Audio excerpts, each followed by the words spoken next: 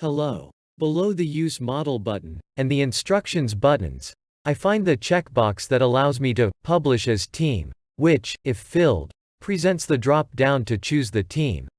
Everything that is published as a team by one of the team members will generate the request to the other members to confirm or not the publication with a click.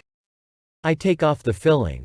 Now I have to start entering directly the various fields, among which those with an asterisk are necessary for publication.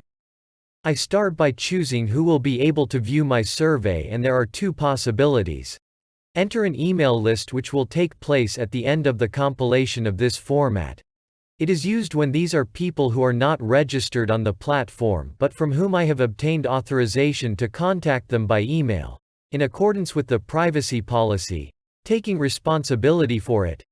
Obviously I will get a very simple report of the percentages of the answers, without the possibility of filtering.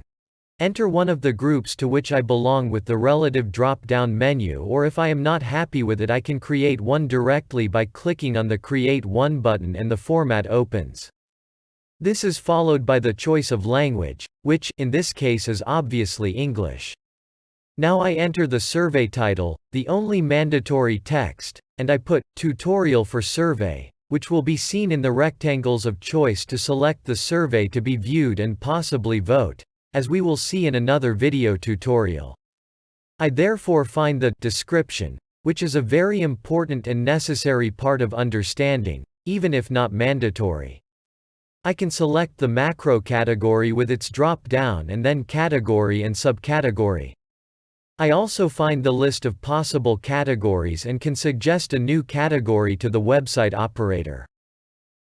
At this point I go to the questions and add the first question, and then the second and third questions, to make the conditional survey system easier to understand.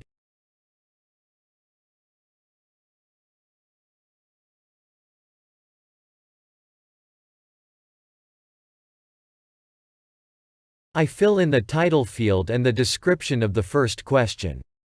Then I choose the type of survey, with textual or numerical answers. This time, I leave textual answers selected, and I find the first field, in which I enter a first possible option. The next field is a drop-down which in this case provides 4 possibilities. The following question will come next, and the order will not be upset in this case if the respondent to the survey chooses this answer.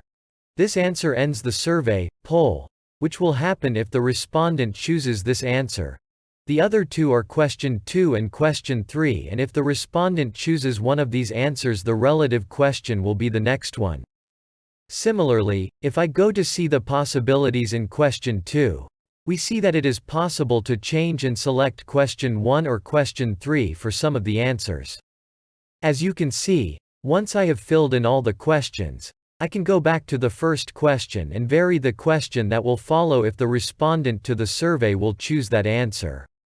To avoid the danger of a vicious circle, if the respondent had already answered the question, he finds jumping from the question he just answered, the same question will not be asked again, but the survey will end anyway. Then there is the score field, whose filling is optional, but allows to assign a value if the respondent selects this question. It will be done in particular if what we are actually filling in is, for example, a test for evaluating the skills of a person or a test for the psychological evaluation. I click on Add, and I get a second chance, continuing with others, being able to modify or delete some of these if I have changed my mind. At this point I can already fill in the third field with the score for each answer, which I will need to automatically obtain an average value of all the answers given by that voter and overall, by all the voters. To better specify, I can then upload one or more files that can be in various formats. I can choose a file, or I can drag and drop it to upload it. I can add as much as I want. I can also add a video that I uploaded to YouTube. I can then add a new question, repeating the same procedure. This time I click on Numeric Answers, and the 8 answers that those who vote will find in the form of a table with the numbers from 3 to 10 are automatically presented to me, and it is used for an evaluation, for example for the satisfaction of a course already held. The third field, that of the score, has nothing to do with the first field, and I will be able to enter scores that are completely different from the answer and will depend on the meaning of the same. At this point I must therefore choose the start and end dates of voting, which can anyway be terminated by clicking the Stop Voting button that I will find within the rectangle of my survey by going to Profile, Publications, Survey. Then there are two checkboxes that I can fill in or not. One is the paid promotion of the publication of my survey to make it more visible, which makes sense if the group I have chosen includes many people and these are also part of other groups. Instead, the checkbox for the preservation of the coupling between the vote and the voter is already clicked. However, if the answer to a question allows you to discover your opinions of a political, religious, sexual orientation and other so-called sensitive topics, the check must be removed. It is not possible for someone to obtain this information, but, if this coupling is not kept, there will be no possibility for hackers to access this data. I can therefore decide to click on the checkbox, Save as a Model, for my subsequent use, and if I click on it, another checkbox will appear which allows me to suggest it as a model to the site manager, who could decide to make it available to the other users, rewarding those who proposed it.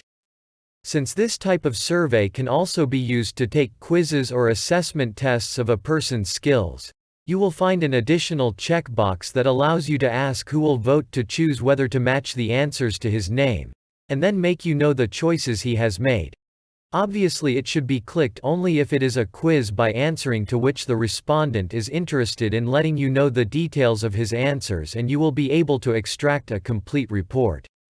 I can then save it as a draft or publish now it directly. I recommend saving it as a draft to verify it before publishing it, also to review the accuracy of all the expected jumps. I save him. This is what those going to vote for it will see. He can read his documents, in this case the PDF that can be clicked. Let's click it and see that the program sent is there. If I saved it as a draft, then I find it by going to My Profile,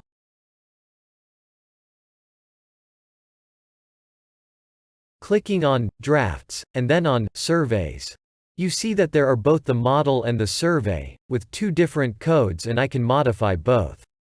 I can click on Edit Draft of my survey and find it in the state in which I had saved it. I can click also on Download Scheme, and I can obtain an Excel scheme to control if all the expected jumps are okay. Before publishing it, however, I have to enter the group of users who will go to see and vote our survey.